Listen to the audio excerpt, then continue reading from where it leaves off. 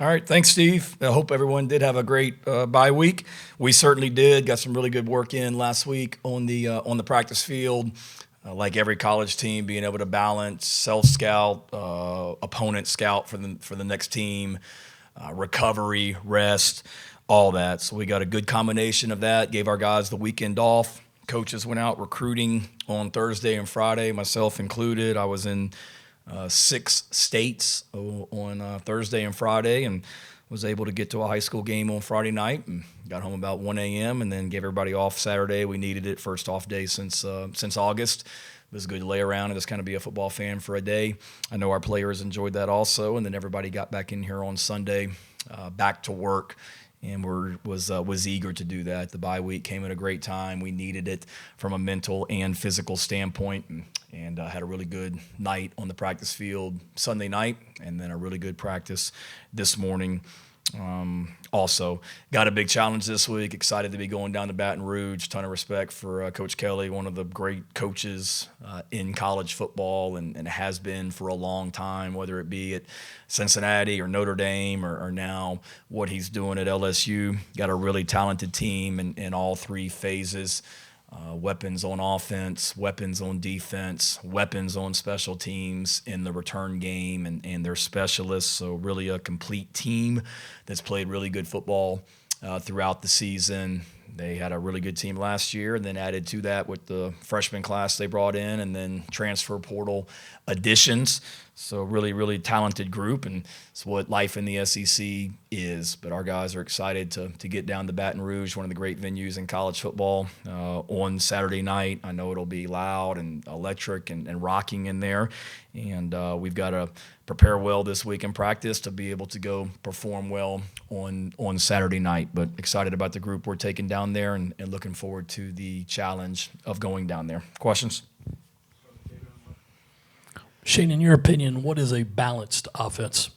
The ability to run and throw both when needed, meaning you can run the ball. Is it 50-50? No. Some weeks defenses are going to say we're going to put 9 guys up there, and you've got to be able to throw the ball and make plays, and you've got to be able to throw it. There's going to be teams that say we're going to rush 3 and drop 8, or play a too high structure with 2 deep safeties and dare you to run it, and you've got to be able to run it. So I think every week is different, David. It's not 50-50 to me. It's the ability to run when you need to run and throw when you need to throw.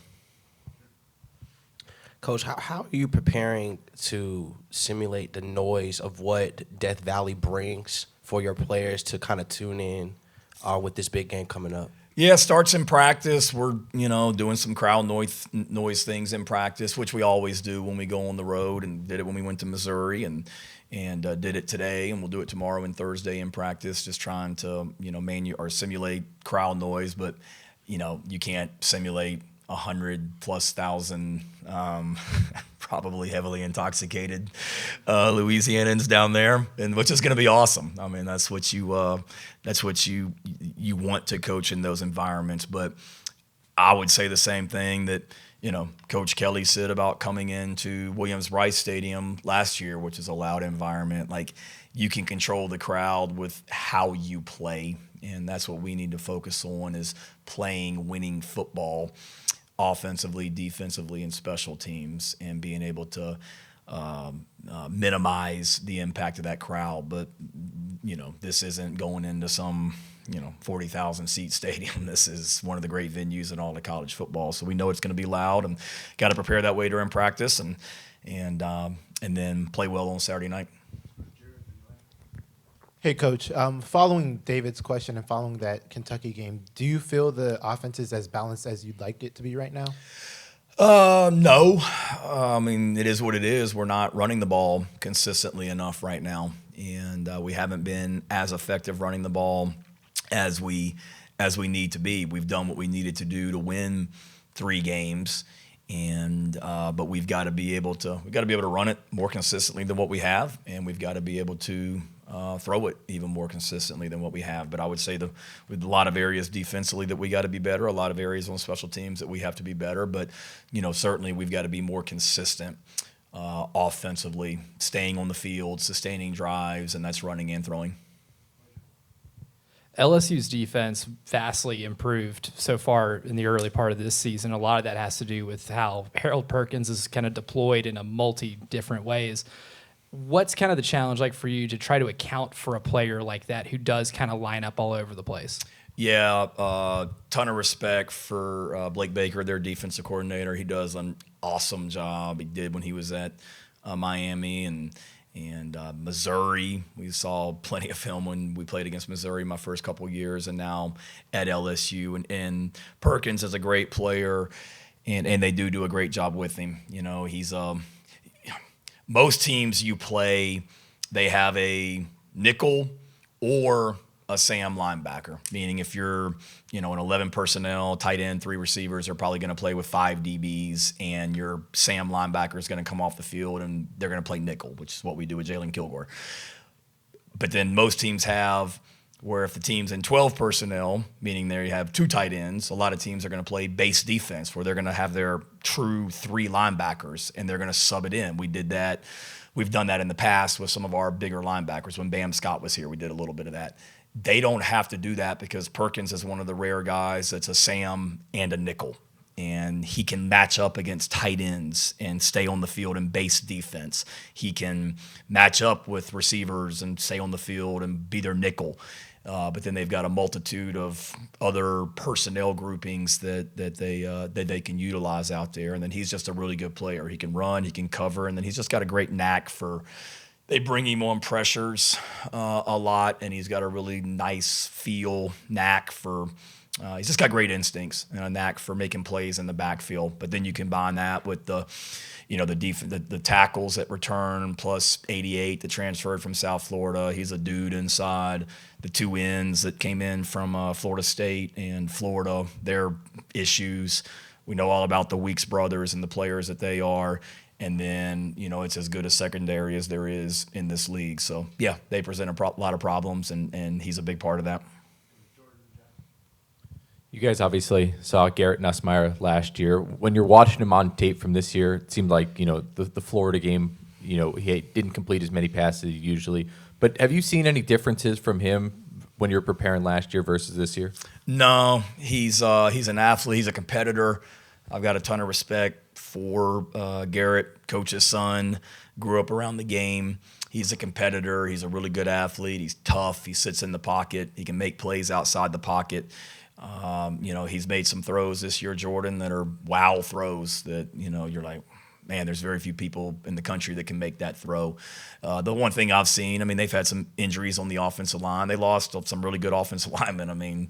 66, Campbell starting for the Patriots now, and that was a really good group that they had last year. And then they've basically had to replace that group with some portal guys and new players, freshmen, and then they've had some injuries. And it's tough, man. Y'all see it with us and probably get tired of me saying it. Like, this league's a freaking bear. And the defenses that we play, you literally line up and play first-round draft picks every single Saturday. And their offensive line has lined up and done that already this season. And they've had some injuries. So there's continuity on the offensive line where they've given up some pressures, which is going to happen in this conference. And he hasn't been able to sit in the pocket maybe as much at times as he would like. But, for all the and from what I read, he hasn't been 100% healthy. I know they said they rested him some last week with an injury that he's had. But I see him gutting it out and making plays and being the great quarterback that he is. Shane, kind of going back to the offense one more time here, just what do you feel like the overall identity of this offense is through 5 games? Like, how would you describe it in that way? Yeah, we're still developing as a team, Jack. Told our players, coaches, we're still developing. And, the brand and the identity that we play with, there were a lot of signs of that against Kentucky last Saturday night. And offensively, as I told you guys, to line up and run the ball 14 straight plays or 14 out of 15, that's a pretty strong freaking identity right there that we put on tape against Kentucky that we want to continue to put on tape, the ability to run the football and make explosives in the passing game. We've shown signs of that throughout the season with our big plays in the passing game, with our ability to finish the game like we did running the ball the other night offensively against Kentucky. We just haven't done it consistently enough.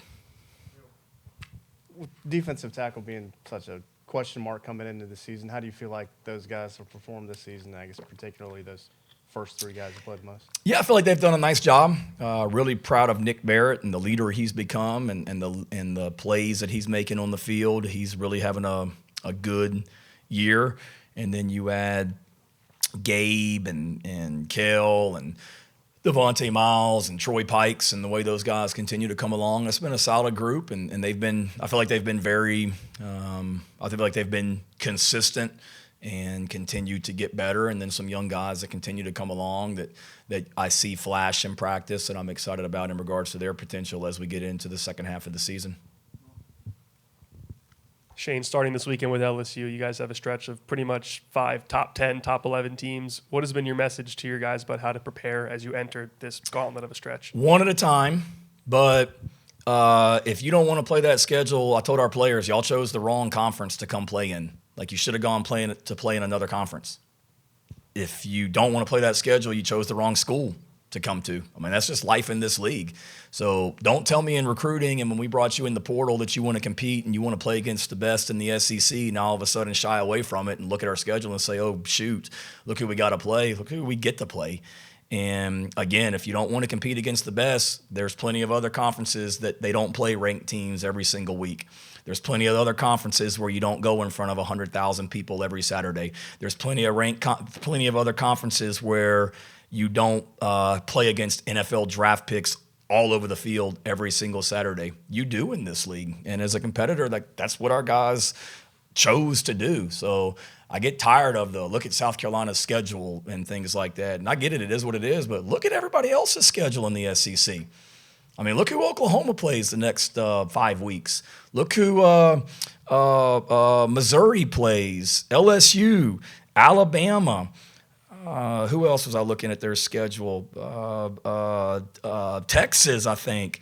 I mean, there's a lot of teams. Just look at the month of October, and all it is ranked team after ranked team after ranked team, because that's what the SEC is. There's a reason. I don't even know what the rankings are this week, but 10 of the top 20 teams in the country, for God's sakes, were in the Southeastern Conference last week. 10 of the top 20, guys. So everybody plays a tough opponent because it's the greatest conference in America. And as a competitor, you love that opportunity to go compete. So that's been my message. Let's go freaking compete, because this is what y'all came here for. Shane, kind of a two-parter. When, as a head coach, do you see the officiating assignments for your next game? Monday. Sunday night, Monday at the latest.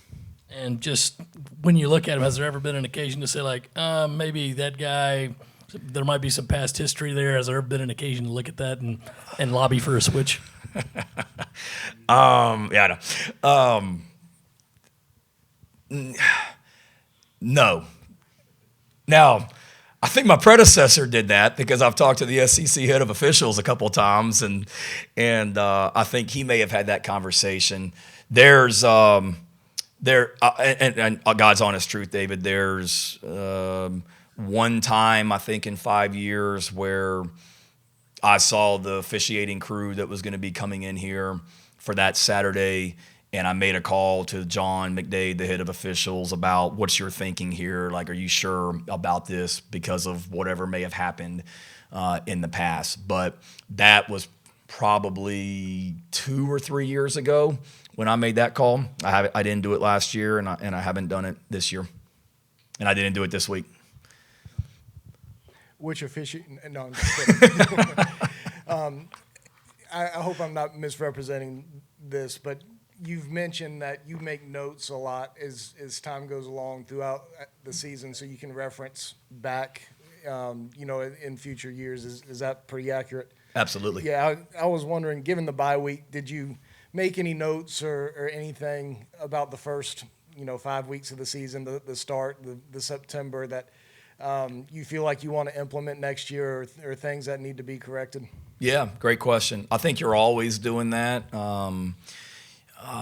So yeah, to answer your question, I did, but I do that all the time, every year. I kind of break it. For me, it's thoughts that I have as a head coach that I always want to look back at where my mind was at or what I was thinking, observations that I have, and then it's also for this week LSU and all the notes from that, and so I can be able to look back at LSU thoughts. But for sure, always doing that, and certainly there's some things that.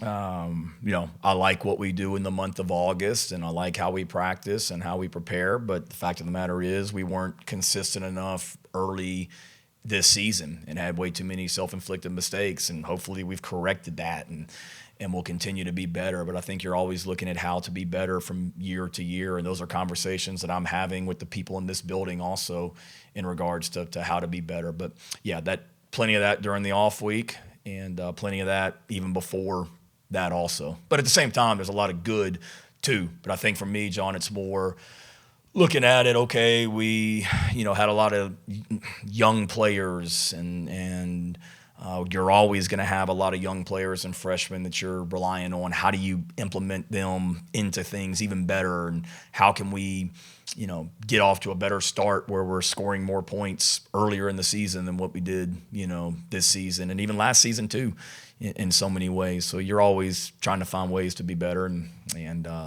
plenty of time over the off week to think about that and LSU, but more LSU because that's what's right in front of us. Kind of goes right into my next question. Outside of the season opener, you guys have had to dig yourself out of a hole in each of the past 4 games, going on the road to an environment like LSU. How important is it going to be to start hot in this game? Yeah, you don't want to dig yourself out of a hole. Now, they did it last year when they came in here. They dug themselves out of, 17-0, I think, and then they dug themselves out of a hole going into the fourth quarter when they had taken the lead, and then we came back and took it again going into the fourth. So they did it. It's not going to be easy. It's going to be a 60-minute game on Saturday night, and they're going to make plays. We're going to make plays. There's going to be momentum shifts and adversity that we face, and key for us is just going to be to continue to just play and get better as the game goes. But, certainly when you go on the road and when you're going into a hostile environment like we are on Saturday night, you want to get off to a good start and not allow that crowd to get even more into it because of how successful, LSU is playing. Going back to Kentucky with the missed tackles and the penalties, those were obviously down for you guys. What do you feel like you guys as a coaching staff did well to really drill it into the players' minds of like, hey, we can't have this many missed tackles or penalties? And how do you make sure it becomes sustainable to have those numbers be lower? Yeah, 2 kind of negative questions in a row, Jack. I'm going to bring up your Buffalo Bills and their performance the other night also if we keep going on that track. So, tough one. Just continue to emphasize it. I mean, every week is different, and we always work tackling in practice, and one like we all of a sudden missed a bunch of tackles against Missouri and said we're going to start working tackling in practice. We always do it, but just continuing to find different ways to teach it and techniques and emphasizing and getting 11 guys to the ball. The penalties, just continuing to emphasize it. We know that it's going to happen. And, I told the team this morning, I was reading an article about the Denver Broncos and how they started out 1-2 and had a lot of self-inflicted wounds and penalties in their first couple games that they lost. And it was a quote by Cortland Sutton, the receiver, where he was just talking about they knew they were, playing, they were better than what they were performing, and they were having way too many self-inflicted mistakes, and they had to look at themselves and hold each other accountable. And it's kind of the same thing here. We had to look at ourselves and hold each other accountable, and we were better against Kentucky. We've got to be even better on Saturday night because, frankly, I know there's certain penalties from last year's game that people talk about, but I said it to you guys in the post-game press conference after last year's game. We had 14 penalties in this game last year. And now, were some of them penalties? No. But we had 14. And, self-inflicted things that hurt ourselves, whether it be that were pre-snap, not being aligned the right way, and some of the stuff that has popped up this year. So we've got to play a clean game on Saturday night. So to go back to answer your question, just emphasizing it even in practice and continuing to just hone in on it and tweaking some things that we did to hold guys accountable when it happens, and just continuing to try and coach and be better. I remember mid-season last year, you were still talking about that you would watch the LSU game from last year, and it seemed like it took a toll on you for at least a couple weeks. Will you use that game at all as motivation for yourself or your team this week? No, I didn't. We obviously introduced LSU last week. We had a team meeting in practice on Sunday. We had a team meeting in practice today. I haven't brought it up. For me, it's more we didn't do the things in that game last year. We didn't do enough things to win the football game. When you look at y'all have heard me talk about our plan to win and our plan to win. We didn't do enough of those last season. We ran the ball effectively, but that was helped by, I think a 75-yard touchdown run that Lenor had, and then Rocket had a couple long ones. But we didn't do enough things to win the game. So for me, I don't think I need to bring it up. There's enough guys on our team that were here that remember last year. But again, that has nothing in so many ways to do with this year's team because there's so many new faces. I remember it, and for me, it's more give LSU credit. Came into a hostile environment, went down 17-0 on the road, gave up a block punt for a touchdown, and found the way to come back and win the game in the fourth quarter. It was a great college football game that we didn't make enough plays in to win it. And my focus this week is just continuing to find ways to help us make more plays this week and play more winning football than what we did last season. I know in the Kentucky game, from a special team standpoint, there are a few things that need to be improved on. But when you look back at those first 5 games with so many guys in those key spots, how would you evaluate special teams performance, and what's the next step for those units? Yeah, I think the special teams performance has been really good.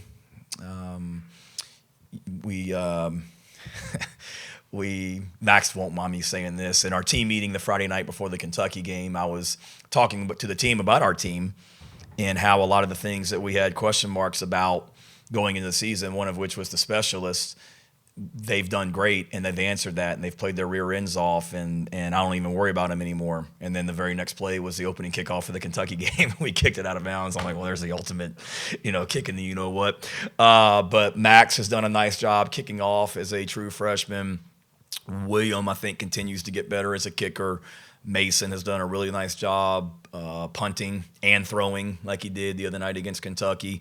We knew we needed to get better in the return game going back to last year, kickoff return and punt return, and we've done that with Nick and Vicari and even Jaquel Holman back there. So we've improved in the return game. I like our coverage units, Mo Brown, the way that he's covering kicks, and a lot of these young players that keep coming along, Donovan Darden, and on and on and on. So I like that. I think the next step for us is just nobody's satisfied. We need to continue to build and continue to make plays. That'll be key on Saturday night because they've got some dangerous returners. And then also being able to just bring more of these young guys along, these young freshmen that we're playing, that have played in games that we're full speed ahead on from a playing standpoint. Michael Tyler and Donovan Darden, DeMarcus Leach, Kendall Daniels. There's a lot of guys like that keep coming along that we need to continue to make plays on special teams and help us. Anthony Addison to help us on special teams. Lulu's homesick, so phoning this in for her. But Brian Homesick Kelly, or home sick? Like sick. Okay, I'm like, really? So yeah, you can give her credit or blame for this one. Right. But Brian Kelly earlier spoke about Lenor Sellers and talked about how well he played last year. Obviously, he wasn't able to play the full game. How excited are you to see Lenoris play this game, considering what he did last year against LSU? Yeah, I'm excited to see Lenoris play. First of all, I hope you feel better, Lulu. I'm excited to see Lenoris play every game. Certainly, I would have been really excited to see him play the second half of this game last year because he was doing some really good things in that game before he got hurt, and then would have loved to have seen him finish the LSU game and then be able to play against Akron and then be really dialed in when we played Ole Miss, but it didn't happen that way. But I know he's excited. It's not so much playing LSU because he didn't get to play the second half against them last year. They've got a lot of new players, and they're better on defense. I mean, that was a pretty good defense we played last year, and they've upgraded their personnel at all 3 levels of the defense, and they do a great job. I mean, nobody has nobody has scored a lot of points on them. I mean, Florida turned the ball over 5 times, and LSU still held them to 20 points, I think, in that game. And that tells you that's a heck of a statement. And then, Ole Miss, I think it was the 48th play of the game before Ole Miss scored against them a couple weeks ago. So this is a really good defense, better than last year. But I'm excited anytime 16 takes the field for us, and this Saturday is no different.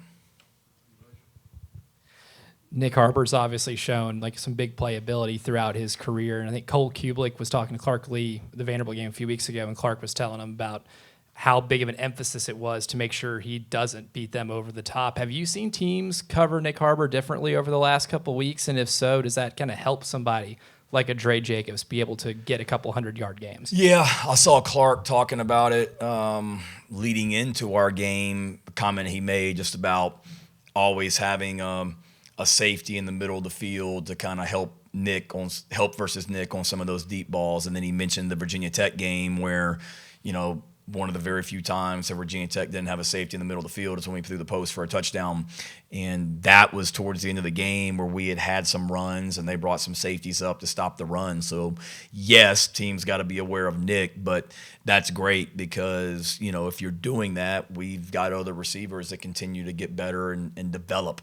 And then we've also, as we get this running game going even better, that helps the overall passing game in general. So, yeah, certainly when teams play us, it's hard not to notice number 8 for us out there just with his speed and his size.